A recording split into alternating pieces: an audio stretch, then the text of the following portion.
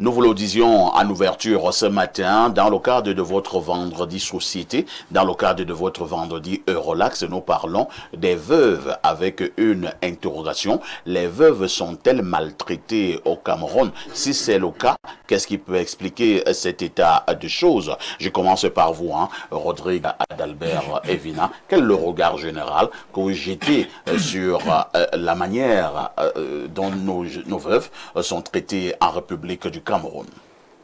Oui, parfait. Quand j'ai reçu votre thématique, du coup, dans mon esprit, j'ai fait le tour d'un certain nombre d'événements, anecdotes et autres informations. On dira alors que ce qu'on peut considérer comme maltraitance ou comme persécution des veuves peut se situer à 3 niveaux. Il y a un premier aspect, voilà que j'inscris dans le registre des traditions. Certaines veuves subissent un certain nombre de traitements quand elles perdent leur mari. Des traitements dégradants. Des traitements considérés comme étant des traitements dégradants pour un certain nombre d'organisations des droits humains, mais ces traitements qui ne sont peut-être pas des traitements dégradants aux yeux de ceux qui sont conservateurs et fortement attachés à certaines traditions. Mais compte tenu aujourd'hui de l'évolution des revendications sur le plan des droits humains, ces traitements, effectivement, sont considérés comme étant des traitements qui portent fortement atteinte à la dignité humaine, aux droits humains et tout. Ça, c'est la première catégorie. Bon, la deuxième catégorie, à mon avis, peut se situer sur le caractère assez vicieux des belles familles qui sont matérialistes.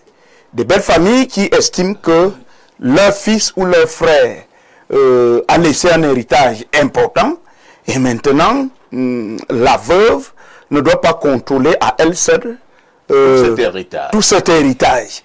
Il faut bien que la famille ait quelque chose, ou alors la famille garde la main sur ses biens, surtout que la vie de la femme à ce niveau-là se voit un peu complexe. Vous avez affaire à une jeune dame qui vient de perdre son mari, elle est encore jeune. Ouais. Donc elle est appelée à se remarier. Mais maintenant, vous avez aussi des lois qui estiment que le mariage se termine quand la mort intervient. Avec la mort d'un des partenaires. D'un des partenaires. Alors, en ce moment-là, le mari ne vit plus. Vous êtes appelé à vous remarier. Du coup, la famille du défunt estime que si vous devez aller vous remarier, eh bien, vous ne devez pas avoir la main mise sur l'héritage de leur fils, excepté le cas où vous avez eu des enfants avec ce dernier. Bien évidemment, ces enfants doivent rester des héritiers et ayant droit légitime. Maintenant, l'autre catégorie aussi de maltraitance, bon, je ne sais pas si on peut considérer cela comme de la maltraitance. Il y a aussi les veuves, on va dire, de très mauvaise foi. Ah bon? C'est-à-dire le type de femme qui pense que si son homme était un homme bien sur le plan matériel, sur le plan financier, effectivement, elle doit verrouiller tout. Elle doit livrer une guerre. Parfois même, c'est même avant la mort du monsieur. Le monsieur est même encore en vie, mais la famille du monsieur se plaint déjà que nous avons une belle sœur qui verrouille toutes les issues. Vous voyez que le jour où votre mari décède, en ce moment-là, c'est une guerre ouverte entre vous et la belle famille. Et en ce moment-là, on se retrouve parfois dans des attaques physiques, on se retrouve dans des attaques judiciaires, on se retrouve là, parfois, dans des attaques spirituelles, des attaques mystiques. Tout ceci au nom des biens, au nom de l'argent et autres. Donc, je peux m'arrêter à ce niveau pour le moment, en espérant que je reviendrai parler, par exemple, des cas qui sont des cas spirituels. Alors, Hortense, au moment où nous parlons justement de cette maltraitance des veuves au Cameroun, nous avons une autre préoccupation. Si vous avez épousé un monsieur et le monsieur est parti, vous vous êtes resté veuve étant très jeune, vous décidez de contracter un autre mariage, est-ce qu'en toute logique, ça ne ferait quand même pas mal à la famille du défunt si on constate que vous êtes avec un autre homme et vous bénéficiez toujours de l'héritage de leur enfant, de leur fils? Je pense que dans ce sens-là, même l'État, même la loi a prévu 180 jours pour la veuve. C'est-à-dire elle a 180 jours où elle ne peut pas se remarier. Mais après les 180 jours, elle peut effectivement reprendre sa vie. En fait, elle peut se remarier et ça ne l'empêche pas d'hériter de son mari. Parce que ce soit comment on appelle le truc de Maputo, ça m'échappe. D'accord. Voilà, de Maputo, que ce soit sur la charte des droits de l'homme et des peuples, que ce soit même dans le code civil camerounais, c'est prévu que la femme hérite de son mari après la mort. Mais dans la majorité des cas, c'est pas, elle n'hérite pas complètement du mari. En temps normal, elle doit hériter d'une part des biens du mari et le reste des parts doit être rendu à l'héritier légal de l'homme. Parfois, c'est son plus proche parent ou son enfant. Donc, la femme a droit à une partie de l'héritage, mais pas à l'héritage complet. Mais maintenant, nous sommes dans un pays où on parle beaucoup plus, on regarde ce côté d'héritage lorsque le conjoint avait les moyens, hein, parce que il y a des veuves où quand le conjoint se débrouille au village, comme elle, vraiment, on s'en fout après. Mais lorsque le conjoint a les moyens, on se retrouve avec trop de problèmes. On regarde seulement le cas de certaines familles où lorsque l'homme ferme les yeux, parfois on met carrément la veuve hors de la maison. Et pourtant la loi demande à ce que la femme continue de vivre dans la maison, dans le foyer. Mari. Voilà. Dans leur maison où ils vivaient à deux. Si c'est une maison qu'ils ont construite, elle a le droit de continuer à vivre dans cette maison-là. Donc même lorsqu'on parle du partage d'héritage, cette maison qui était leur foyer n'est pas concernée. Parce que même si le mari n'est pas là, elle a le droit d'avoir un toit sur sa tête. Mais maintenant, il y a aussi le côté des veuves vicieuses. Généralement des veuves qui ont trouvé des hommes qui ont des enfants, qui ont eu des enfants avant le mariage. Ou pour elle, lorsque le mari part, elle veut s'accaparer de tout et estime que ces enfants qu'elle a trouvés n'ont droit à rien. Et en même temps, là on parle même des veuves qui sont légalement mariées. Il y a maintenant des veuves qui sont dans le cas où elles sont considérées comme des femmes usufruitières. Elles ont fait des enfants avec un monsieur, ils ne se sont pas mariés et le monsieur meurt, ses enfants sont mineurs. Généralement, ces femmes sont chassées, oubliant que les héritiers directs du monsieur, ce sont les enfants et l'héritier direct de l'enfant, c'est son plus proche parent, qui est la mère. Beaucoup de gens, en fait, plusieurs familles n'ont jamais pris cela en considération. Les familles se sont toujours dit que lorsque le monsieur est parti, l'héritage du monsieur revient à la famille de l'homme. C'est faux, c'est pas ce que la loi prévoit. L'héritage du monsieur revient aux enfants qui, à leur tour, ont une maman qui est leur plus proche parent, qui doit gérer leur héritage. Donc, il y a de l'amalgame des deux côtés, mais beaucoup plus souvent du côté de l'homme, où on estime que lorsque l'homme n'est plus là, tout revient à la famille de l'homme.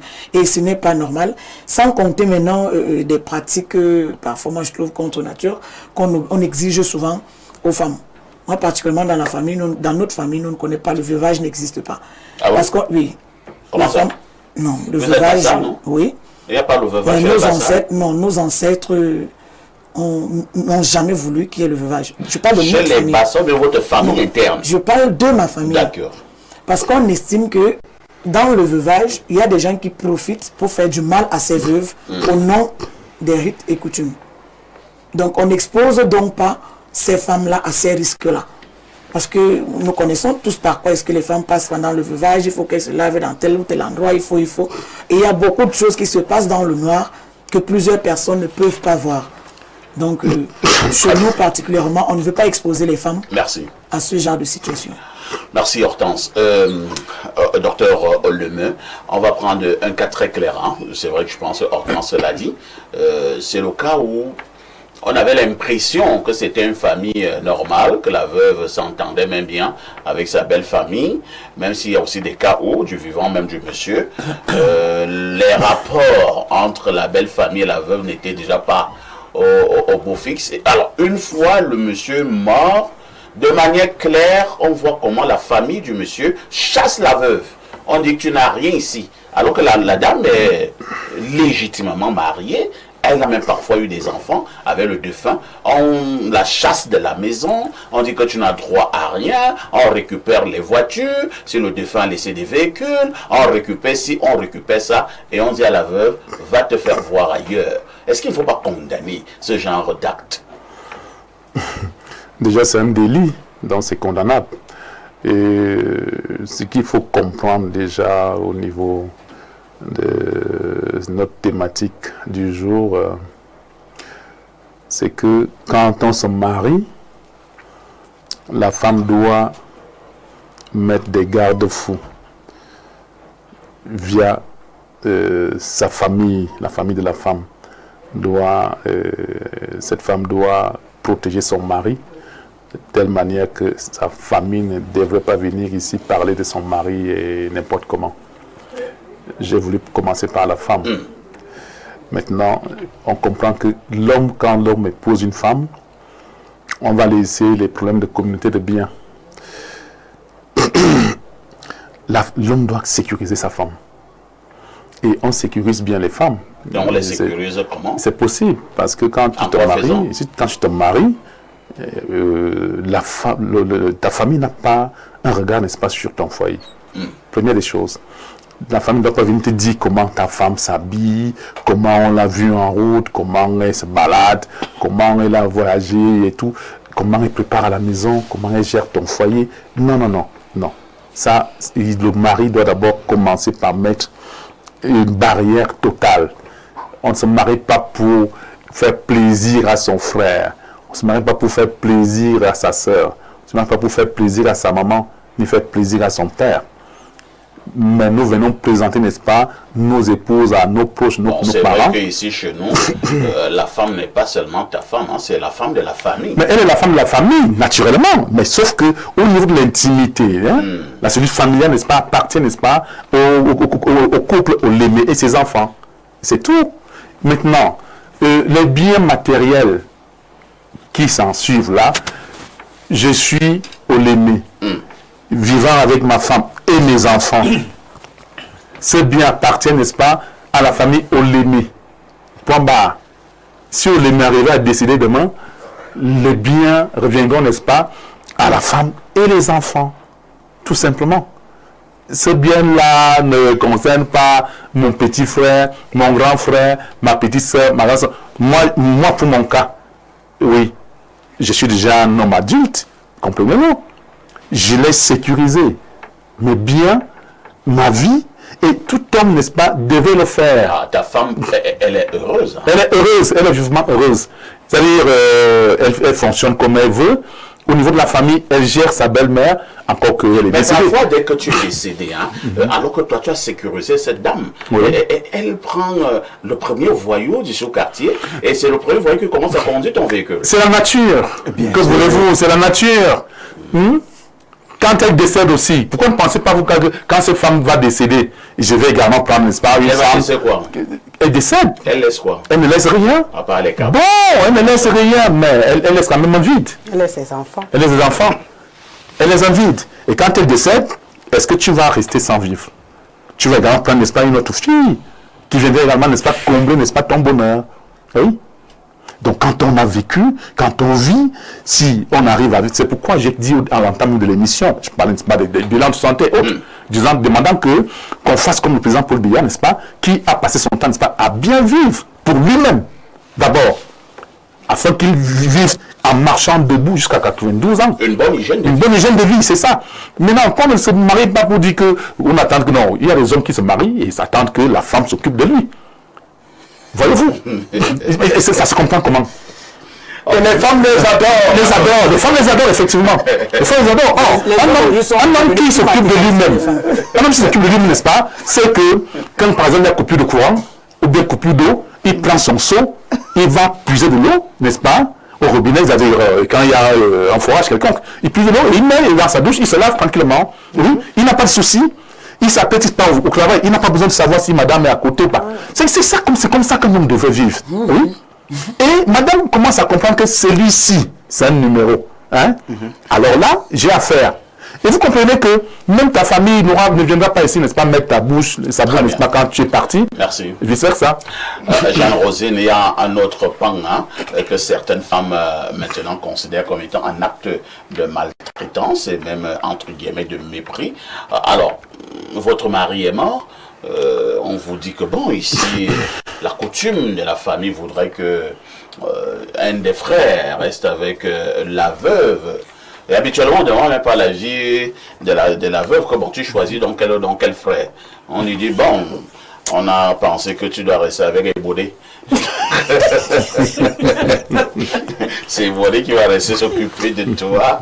Ça également, ça va créer beaucoup de conflits au niveau des familles, surtout lorsque la veuve refuse.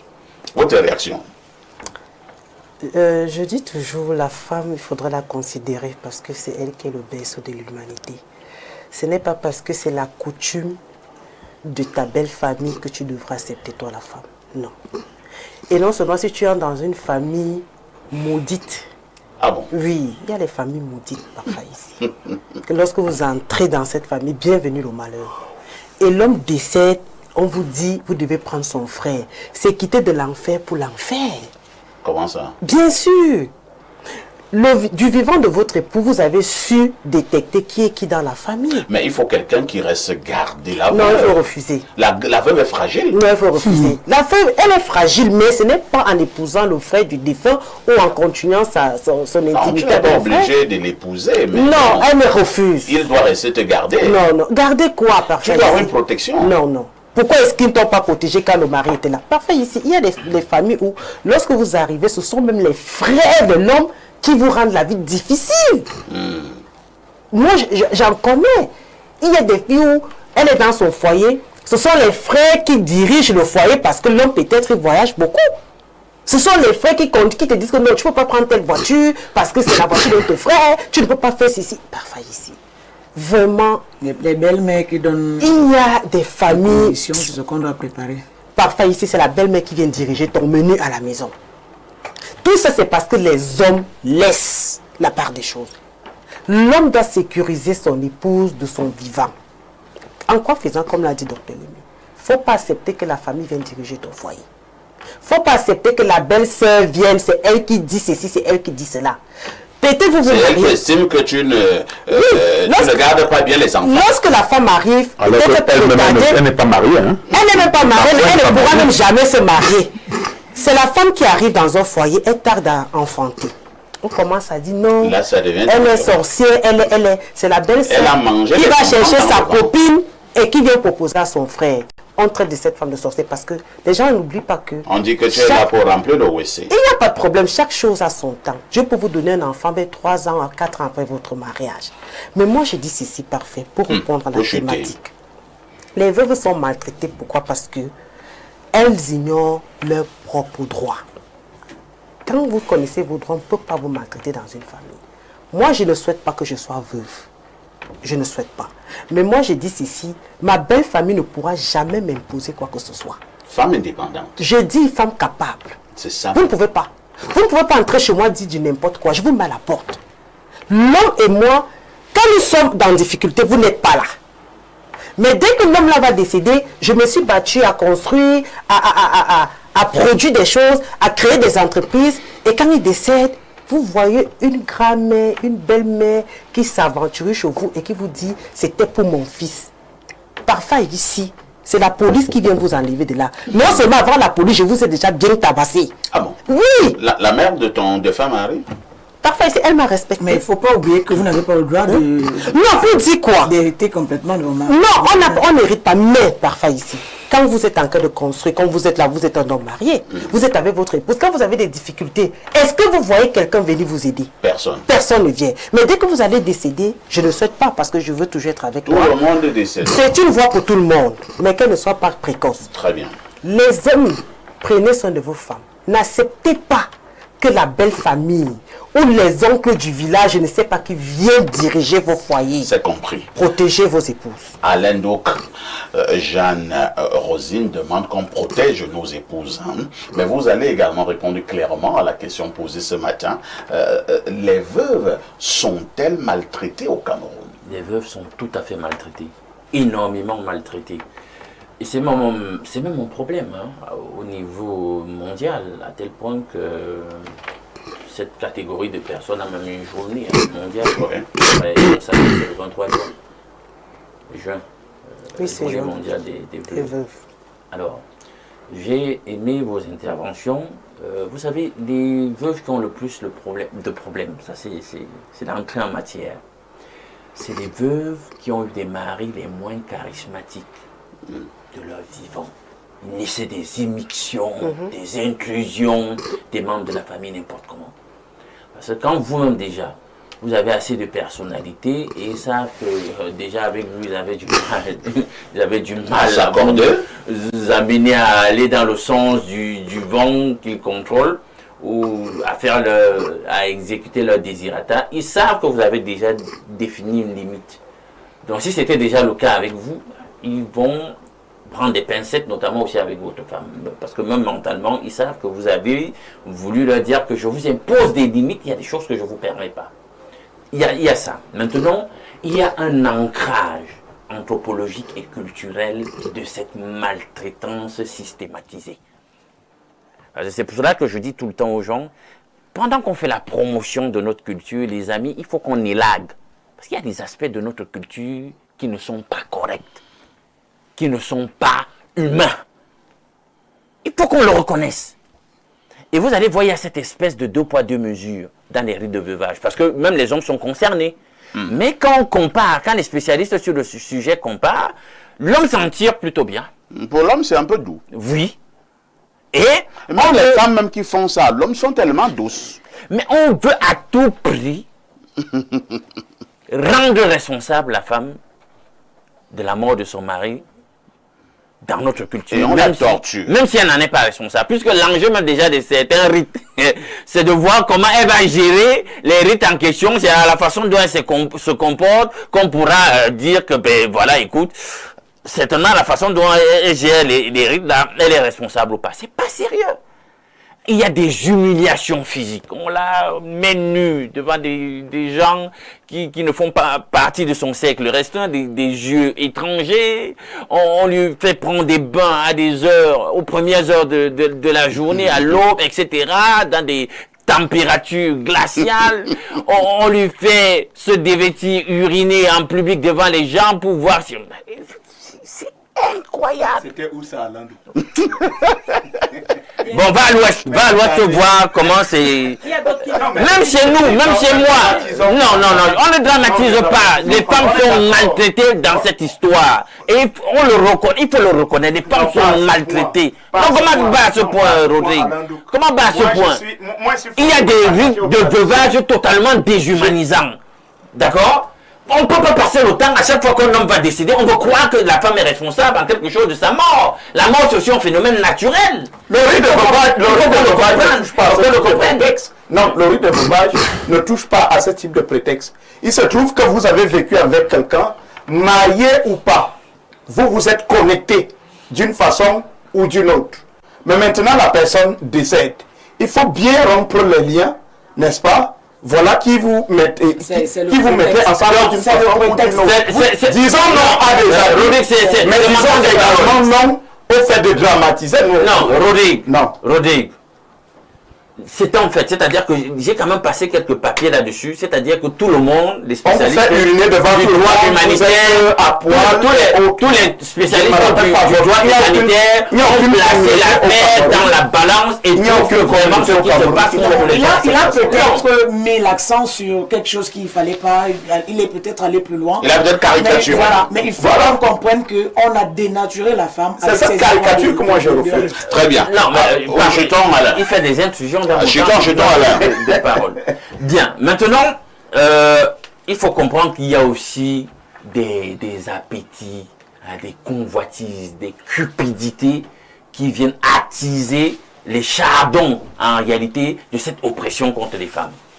Parce que dès qu'il y a aussi énormément de biens, il y a l'enjeu. Il y a des enjeux qui font que les gars... De deux côtés, hein. Tout le monde va passer la mémoire de leur mari. Va briser la femme. Le type est même encore à la morgue. Et les gens au volant. Regarde un peu. Ce sont des choses vécues. Parfait.